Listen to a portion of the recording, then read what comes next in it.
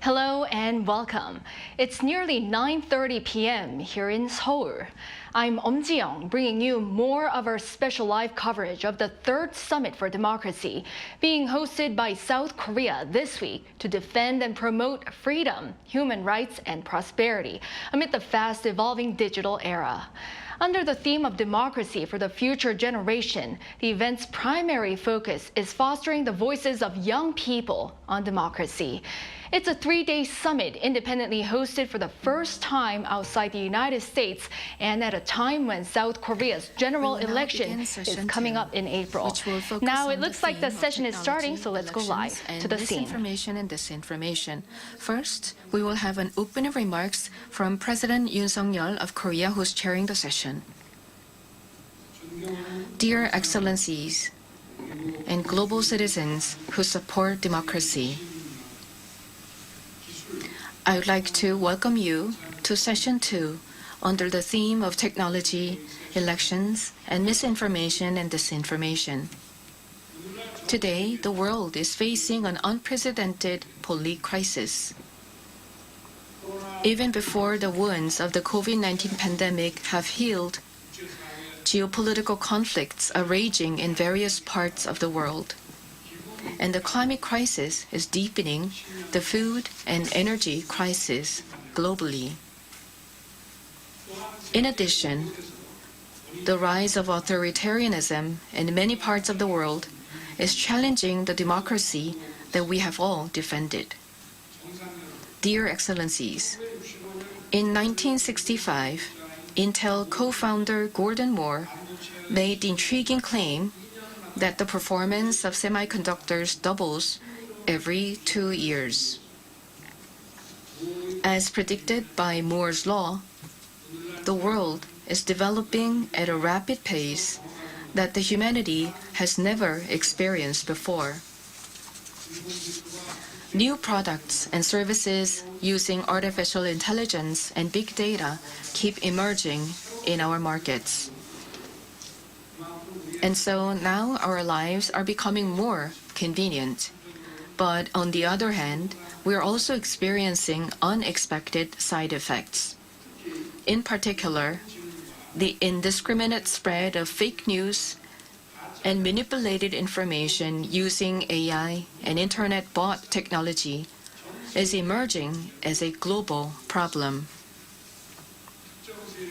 Fake news and disinformation, which is systematically produced and distributed by certain forces, goes beyond simply spreading misinformation, but it also causes social conflicts and division. Also, fake news threatens elections, which are the foundation of democracy, by inciting people to make wrong decisions based on information that is not true. This is a clear provocation and challenge against democracy. This year is a super election year where more than a third of the global population will cast their votes. Dear Excellencies, democracies that share common values must be united, and we need to respond to fake news and disinformation together. Our responsibility to safeguard the foundations of democracy through fair elections is greater than ever. We need to work together to establish laws and regulations to deal with disinformation and misinformation strictly.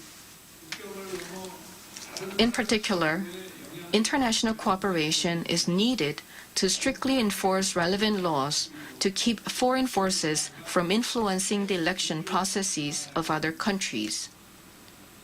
We also need solidarity and sharing of technology to defend our democracy. We need to build AI and digital systems that can detect and combat those who use AI and digital technologies to create fake news and spread disinformation. If malicious disinformation and fake news still do not stop, then we need to carry out strong and systematic anti-propaganda campaigns together. Excellencies, the promotion of democracy in the world can never be achieved by the power of any single nation. We need to continue to strengthen and expand solidarity among democracies that share universal values. To this end, the Republic of Korea will closely work together with governments, international organizations, and private sector partners. In particular, we will continue to build on the achievements of the 3 summits for democracy, and we will join forces with our partners in the international community to firmly defend our democracy from misinformation and disinformation. With that, I would now like to invite the participating leaders to deliver their remarks on the topic of Session 2. I thank you all for your valuable contribution. Thank you. Thank you very much. Next, we will hear from the Prime Minister of Japan.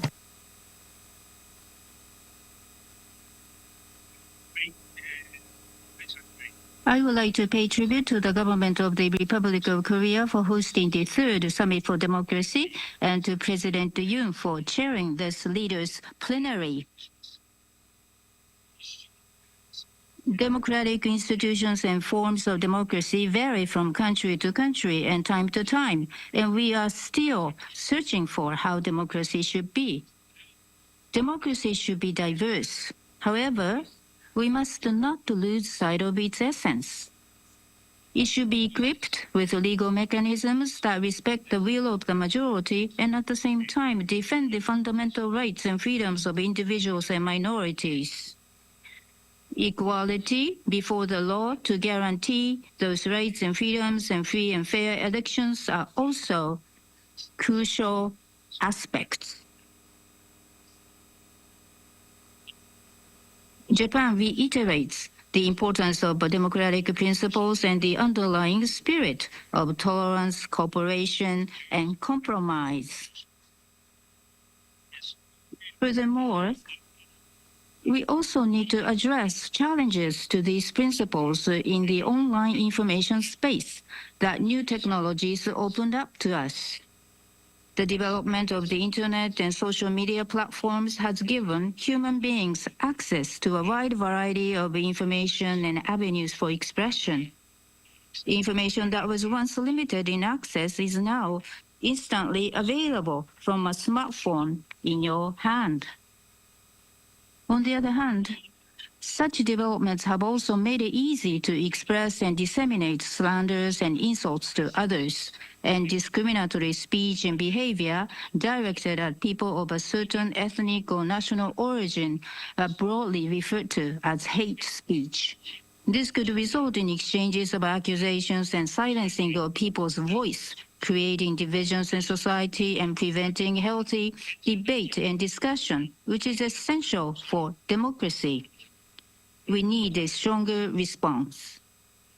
As free and fair elections are the foundation of democracy, it is essential that voters are able to make decisions of their own free will based on necessary and sufficient information in an environment where the freedom of expression is guaranteed. However, there is a risk of AI-generated deepfakes and spoofed audio, making it difficult to distinguish between true and false information and hindering people's political self-determination, and thereby destabilizing and disrupting society. To address these risks, Japan is also advancing discussions on technologies against disinformation and misinformation by AI at the AI Strategy Council. In addition, we are also looking into comprehensive measures in areas such as addressing how digital platform operators should respond to the challenges and how to improve digital media literacy among the general public. The spread of disinformation is a challenge common to all countries and requires common understanding and collaboration at the international level. Japan launched the Hiroshima AI process last year as the G7 presidency and led the discussion on generative AI. The process successfully formulated the international guiding principles and code of conduct. Going forward, this initiative could be expanded beyond the G7. Last October, in order to share knowledge on measures against disinformation in the region, Japan also hosted the Internet Governance Forum for the first time. In this forum, measures against disinformation and misinformation were discussed, and the existing practices against disinformation document was published with good practices of countermeasures against disinformation taken in various countries. We will continue to work with the international community to defend universal values, including democracy, while enjoying the benefits of technology. Thank you for your attention.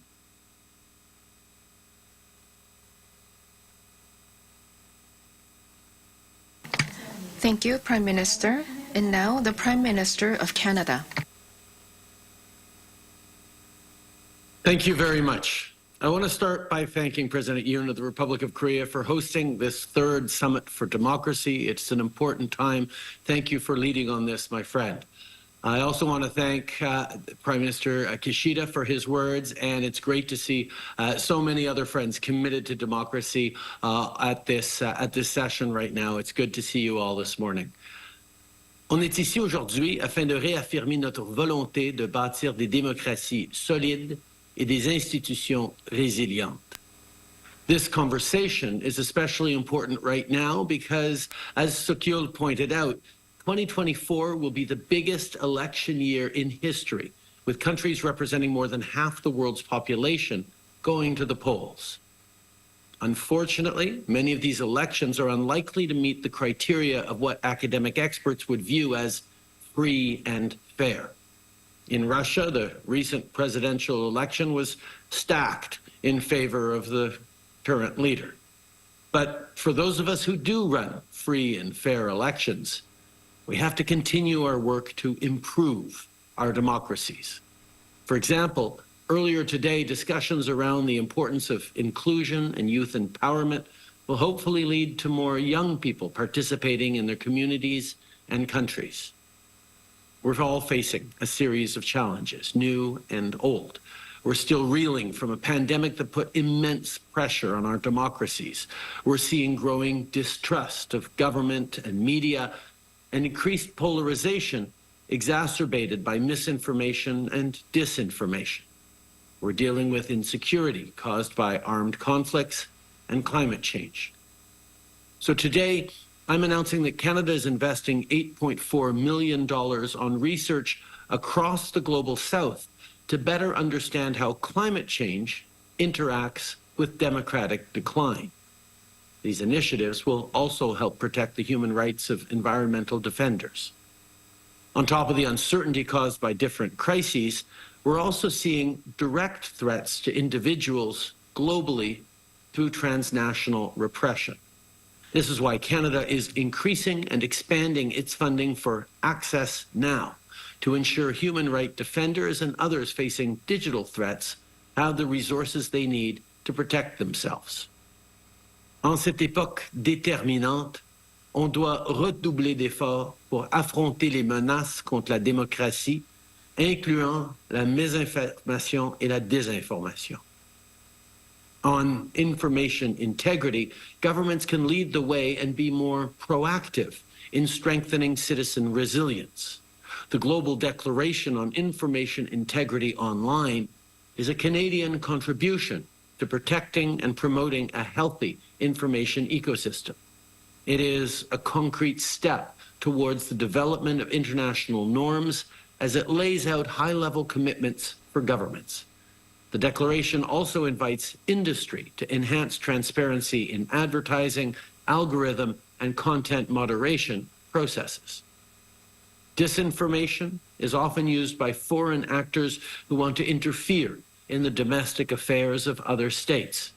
To identify and respond to foreign threats to democracies, Canada leads the G7 Rapid Response Mechanism, which we created back in 2018 when we hosted the G7 that year.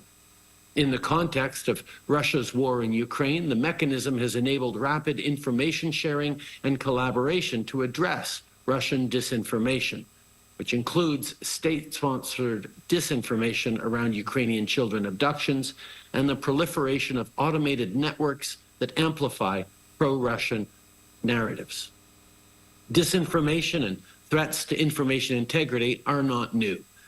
But with new technology like generative AI, we're concerned about the spread of disinformation at an unprecedented scale. More guardrails will be needed, and they'll need to be transparent and themselves grounded in democratic values and norms. Pour ce qui est de l'intelligence artificielle, il nous faudra davantage de mesures de protection, des mesures qui devront être transparentes et fondées sur des valeurs et des normes démocratiques. My friends, in democracies, we know there's always more work to be done. Democracy didn't happen by accident, and it won't continue without effort. So once again, I want to thank my friend, President Yoon, for all his hard work in promoting strong and healthy democracies, not just with this summit, but with his ongoing work around the world. Merci, mes amis. Kamsahamnida.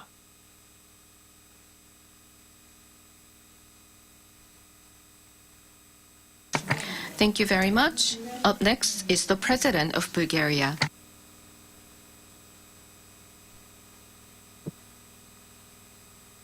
Your Excellency, President Yoon Suk-yeol, dear colleagues.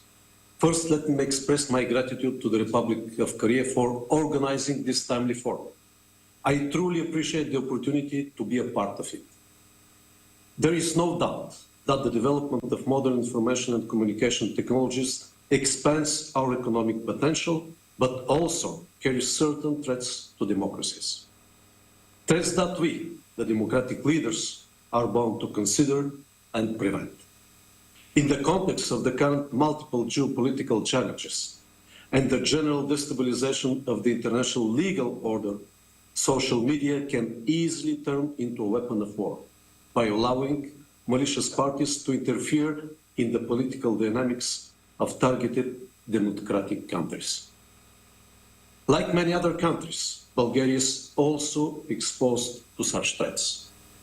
Despite the fact that we have a well-developed IT business sector, our public fora are still vulnerable to the spread of disinformation and fake news. This poses a risk to the integrity of the national democratic process.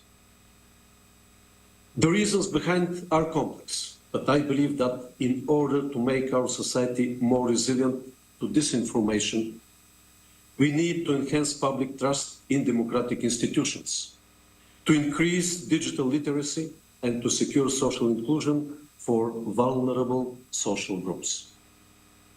With these goals in mind, we have already supported a number of important initiatives. Within the framework of the European Union, we welcome the adoption of the European Democracy Action Plan and of the European Media Freedom Act. This new legislation will provide strong safeguards to media freedom and the right of information in the EU member states by protecting editorial independence, the independent functioning of the public service media, and strengthening the transparency of media ownership. Bringing the relevant national regulations and practices in line with the European Media Freedom Act should be a high priority for us in the next months.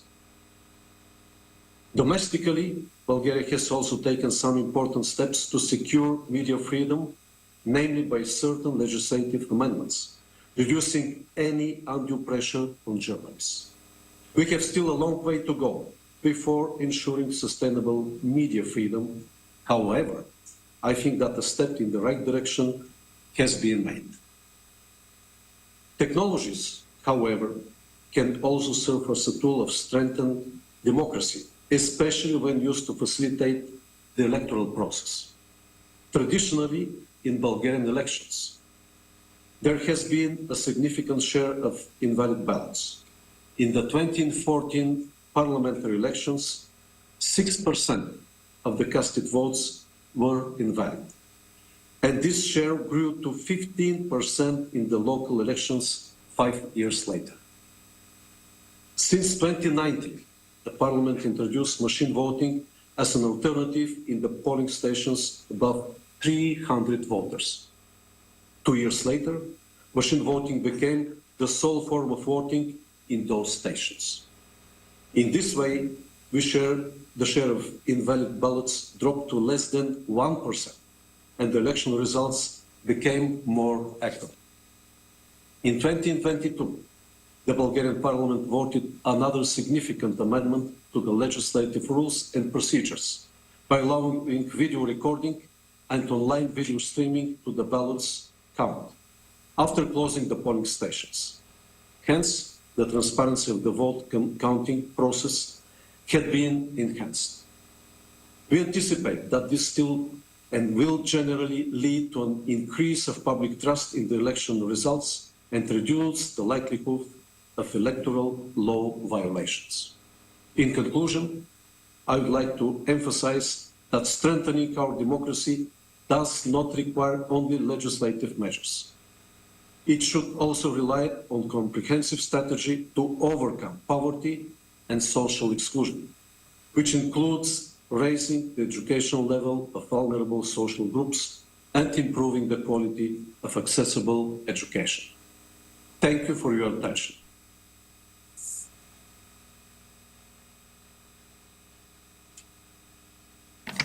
Thank you very much, President.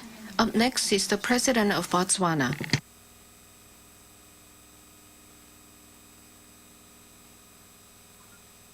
Your Excellency President Yoon of South Korea, fellow panelists, heads of delegation, a very good evening.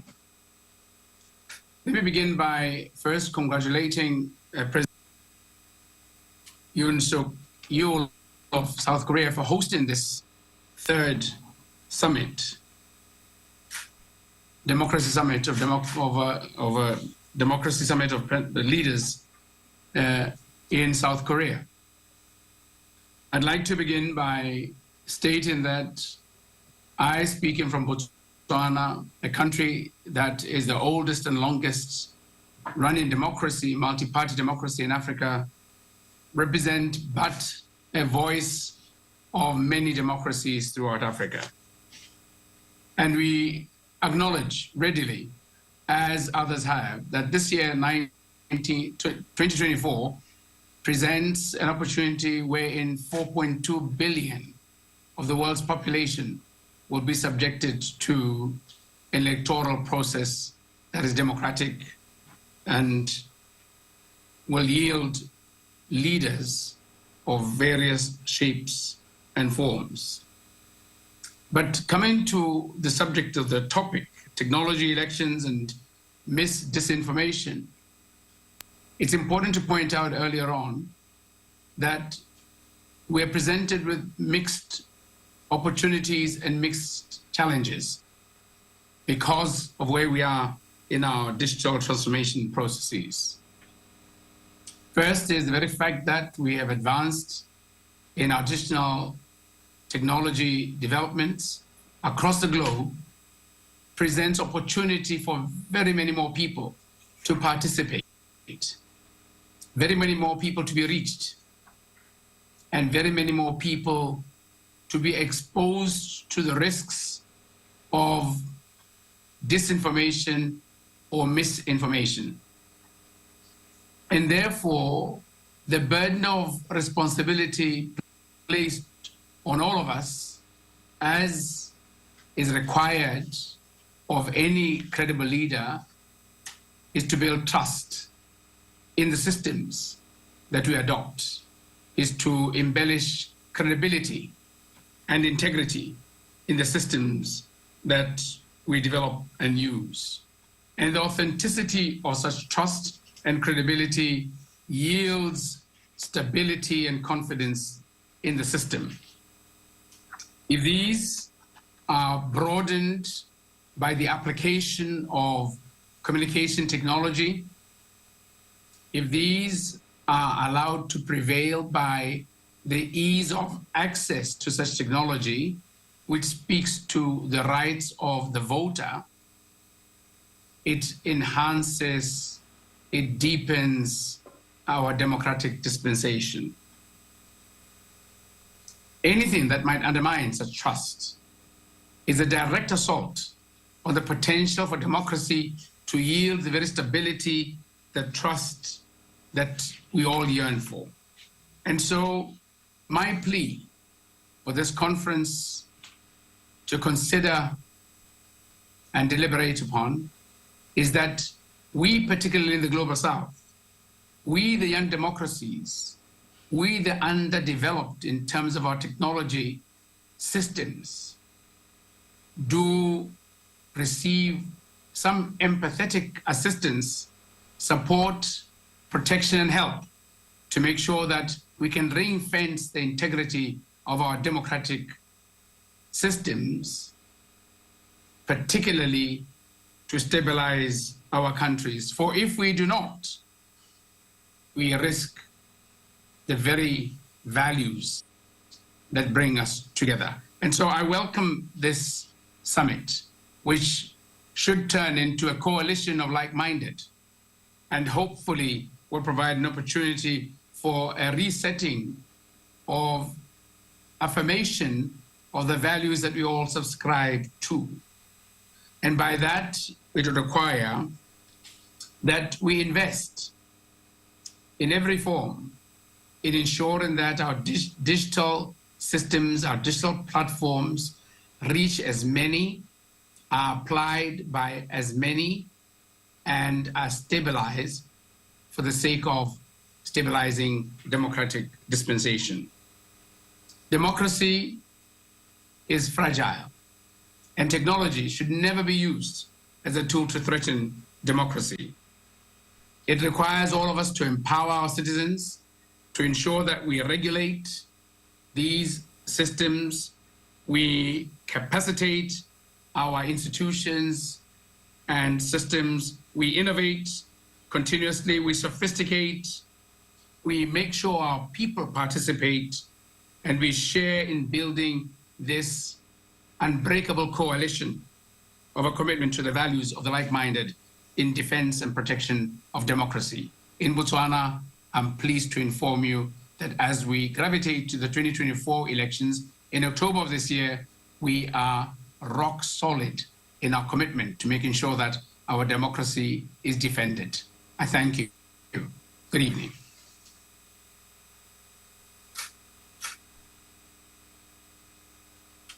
Thank you very much. Now we have the President of Lithuania.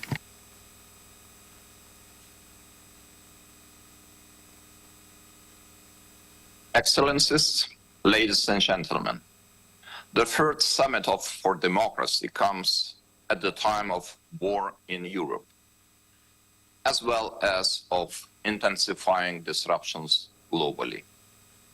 For the third year already, Russia is waging a brutal war against Ukraine. This international crime of aggression has caused a humanitarian, environmental, and moral disaster. It also represents a major threat to global security. Yet nowadays, no war is confined to the battlefield. We see that in Ukraine, where technology blurs the lines between the physical and the virtual. Aggression has also easily spread across borders via modern communication channels, making every supporter of Ukraine a target. Russia's main goal to weaken the foundations of democracy globally has not changed for at least 2 decades. And Russia is not alone. There are other international actors with the same aim. Right now, we see a clear line separating the free world from those wishing to destroy it. Not only physical threats, but also the stream of propaganda and misinformation is constantly seeking to get inside. In recent decades, virtually every democratic society has become a target of hybrid warfare. Malicious cyber activities, disruptive technologies, and troll factories on social media help to create parallel realms of distorted reality. These efforts notably intensify whenever democratic elections are approaching. Our ability to engage in free and fair elections has always been our great strength. Nonetheless, there is also an inherent fragility in every single democratic system. Everything relies on citizens and their confidence in democratic institutions. To erode this confidence is to undermine democracy. Or so many autocrats think, rushing to exploit our vulnerabilities. This year, almost half of the global population will cast their votes in elections. Lithuania is one of them. Not only our national, but also European elections are at stake. Our institutions are already monitoring foreign hostile activities. To withstand the pressure, we will once again rely both on society's resilience and united institutional efforts. On a global level, a resolute response is also needed.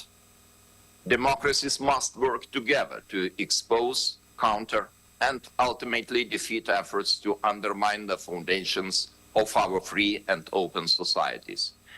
Be it Russia or any other actor, we cannot allow them to manipulate or eventually capture our institutions. We must strengthen our cybersecurity defenses and invest in technological solutions for countering disinformation. Ultimately, the strength of democracy lies in the resilience of our people. Thus, we should consolidate our human and technical resources to effectively counter hostile threats. Democracy, free and fair elections, and trust in governance should be defended at all costs. This, I believe, is our shared goal and our duty. Thank you.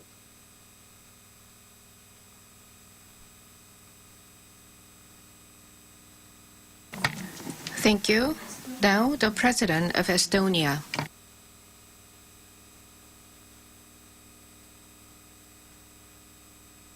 Your Excellency, President Yoon, thank you very much for hosting this summit.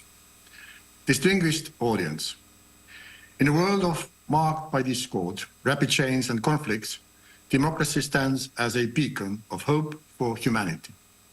As democracy, with its foundation in the power of the people, remains a fundamental expression of human rights and dignity, offering a path towards peace, progress, and prosperity. We have argued that at the end of history, democracy is inevitable. But we are not yet there. The war in Europe has showed us that there are aggressive, anti-democratic forces at work whose aim is to destroy our values, our way of life, and collapse the world into spheres of influence. We see authoritarian regimes tightening their grip on power, suppressing, even killing dissent, and trampling on the rights of the citizens. A range of anti-democratic narratives from chauvinism to the far right amplify each other with the backing of authoritarian governments. Therefore, it is important to unite behind the cause of democracy, as we cannot take freedoms it provides for granted. For this, it's utmost important to clearly demonstrate that we protect one another, fight for our values, and support our like-minded friends. Alliances are what democracies do best. Authoritarian regimes have never been effective in cultivating equal alliances. Cooperation with others for them has been need-based as opposed to value-based. The democratic world does it better. It is our strength. Now it is time to use that strength so that freedom and security will be guaranteed for Ukrainians and all democratic nations. If we fail in this, democracy will decline and darkest times lie ahead of us. Only in alliance can we remain strong enough to fight the challenges put in our way by aggressive autocratic actors. Dear colleagues, democracy is resilient, but it requires an unwavering commitment and support. The toolbox of our adversaries has changed. We must find ways to effectively fight against the changed nature of anti-democratic actors. As mentioned already, this year, billions of people will head to the polls to decide on who they elect as the leaders. We have observed the manipulations of invasion space during election periods. By manipulating the voters, one can influence public opinion and the outcome of elections at an unprecedented scale. With the rise of large social media platforms, there are new avenues to circulate propaganda and spread misinformation.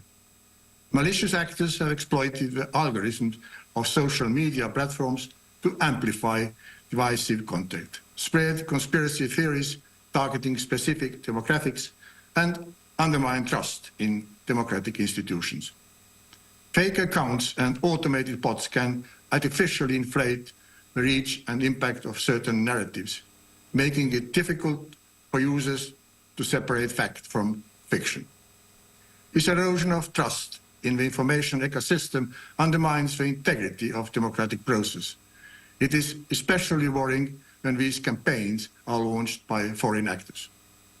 Addressing the complex interplay between technology, politics, and information warfare requires a collaboration between governments, tech companies, civil society organizations, and academic researchers. Only through collective action can we hope to safeguard the integrity of the electoral process and preserve the health of democratic societies in the digital age. Estonia uses many avenues to remedy these problems. First, we provide proper education regarding the threats in the online world, starting from the kindergarten. Secondly, we fight the disinformation through initiatives and coalitions with other like-minded actors. The Media Freedom Coalition and the Freedom Online Coalition are examples, to name just a few.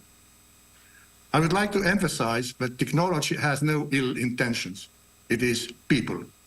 Technology can work for our advantage and provide tools to guard against misinformation. It can be used to strengthen democracies, enhance civic engagement, to amplify voices of marginalized communities, and increase transparency. Honored audience, democracy must not be a privilege reserved for a select few, but a right inherent to our humanity, and we must continue fighting for this right by creating trust in democracy and its power to tackle the challenges the world is facing. In a world where democracies are under attack, democratic nations must reaffirm our commitment to protecting democracy by supporting each other. Thank you.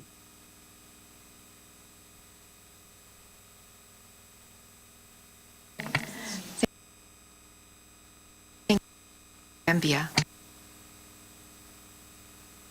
Your Excellency, Yoon, President of the Republic of Korea, Excellencies, Head of State and Government,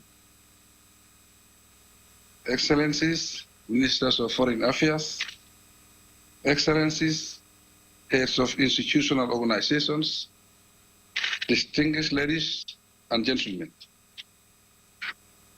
I thank President Yoon Suk-yeol for inviting me to participate in this important summit. The objectives of the summit occur perfectly with our resolve to promote a strong spirit of interdependence anchored on shared values. This approach offers our countries an even pathway to address relevant challenges. Democracy, the theme of the summit, provides a solid basis to build and establish the effective value systems we have committed ourselves for our progress and prosperity. Thus, the focus on democracy gives us the opportunity to redirect our commitment to promoting effective participatory governance. For us in the Gambia, democratic governance is a valuable means of creating sustainable peace, security, and development. As a result, my government is committed to preserving our democratic gains following the return of democratic governance to the country in 2016. Excellencies, recent political trends and challenges make it necessary for democratic societies to constantly create platforms to promote shared values. Such platforms should be driven by a strong determination to jointly address developments of common interests. Sensitive to this and being responsive to the aspirations of our people, the Gambia government allows for suitable platforms to fulfill our obligations. Excellencies, the continual transformation of the information technology landscape and the socio-economic trends that unfold have implications for the legitimacy of democratic governance. Spreading malicious content, for example, to incite sentiments against democratically elected governments and the credibility of state institutions is a global reality. To offset this, my government has expanded the regulatory space for easy access to credible information, and we accommodate dissenting voices and devise legitimate political participation. Unfortunately, in Africa, we now have to confront a troubling occurrence thought to have faded away. The rise in unconstitutional change of government is a major concern again. This makes the narrative on democratic governance exceedingly significant. As a member of the Peace and Security Council of the African Union, the Gambia will not relent in finding ways of curbing social political threats to peace and stability. Relatedly, therefore, it is essential that the positive impact of intercivilizational dialogue and migration features in our discourse. Excellencies, the Gambia's development and democratic progress are inseparable. Accordingly, besides successfully holding credible national elections, a conducive environment exists that supports the pillars to sustain democratic governance. They include a free press. Taking this agenda further, a national dialogue was successfully held recently. It provided a broad-based forum to examine our governance status and propose recommendations. The process has been institutionalized as an annual event, and we will decentralize it nationwide.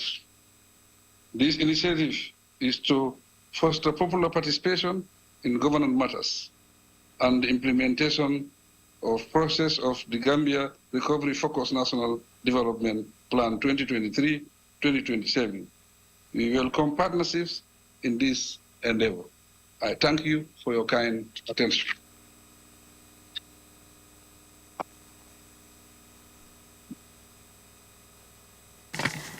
Thank you. Now we will hear from the President of Finland.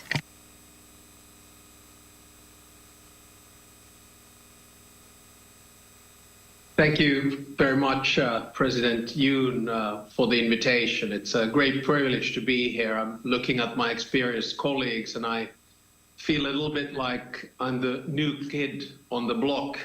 I was elected President of Finland and entered office only 2.5 weeks ago. Now, some of you might have seen that Finland was ranked as the happiest country in the world for the 7th year running. I would, of course, like to see a clear correlation between my election and the level of happiness in Finland, but unfortunately, that would be misinformation and fake news, because empirical evidence for our happiness was gathered much before the elections. And to be honest, I think the main reason why we are that is that we are a vibrant democracy, ranking #1 in the Freedom Index. I'm also very proud of the way in which our elections here in Finland were conducted. The reason for that is I felt that they were fair, free, and very respectful. I mean, the president of Finland is basically in charge together with the government on foreign policy, and because we live next to an aggressive neighbor in the form of Russia, for us foreign policy is existential, and that's why a lot of people are respectful in the debate. Now, I wanted to make 2 comments and 1 suggestion today, because of course our topic is democracy, technology, election, and mis and disinformation. My first point is about digital democracy versus digital dictatorship. I'm sure many of us were rather idealistic with the onslaught of technological development, especially in the post-Cold War era. We felt that after the Soviet Union collapsed and the Cold War ended, we would see a world which would see democracies mushrooming, left, right, and center. And to a certain extent, in the beginning, it was like that. We also felt that technology could be used for the good. Even social media. Remember in the beginning, Facebook and Twitter, they were seen very much as the instruments for getting people mobilized, whether it was the Arab Spring or otherwise. But I think the cold reality is that technology can also be used for bad. It can be used for surveillance. It can be used for dictatorships. We saw that, especially during COVID. We see that it can be used as an instrument of control. And that's why I think it's very important that we in democracies learn how to use technology in the right way, for the benefit of us all and for freedom. Now, my second point is quite simple, and that is to say that I think in democracy we have a problem. And the best way in which I've seen it explained is with a behavior psychologist, Daniel Kahneman, who wrote a book called Thinking Slow and Thinking Fast. In that, he has a system 1 brain and system 2 brain. So system 1 is basically very quick, reactive, and emotional, where system 2 is contemplating, slow, reflective, and compromise-seeking. And my argument is that democracy was actually created for system 2.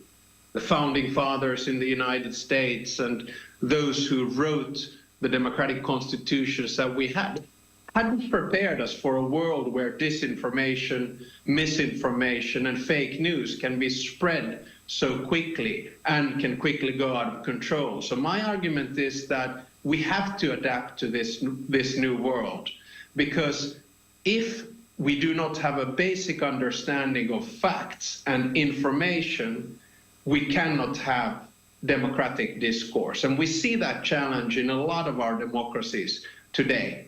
And here, to finish off, is my humble recommendation.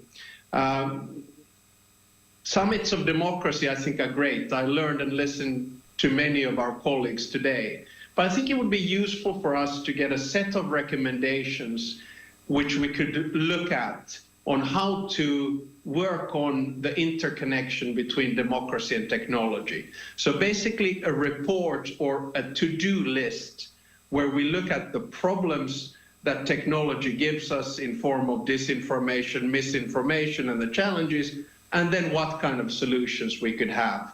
Because to be honest, I think democracy is still the best way and the best form of governance, as long as it is free, equal, and supports justice. It's been great listening to all of my colleagues today, and thank you for the invitation.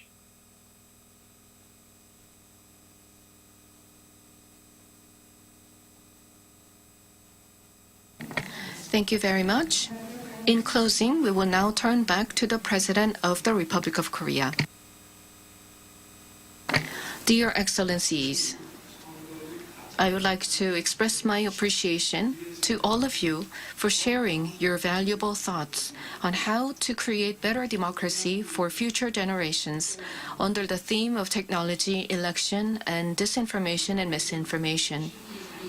During the session, we had broad discussions on the impact of emerging technologies on our election processes and democracy, and we had discussions on ways to cooperate to respond to them.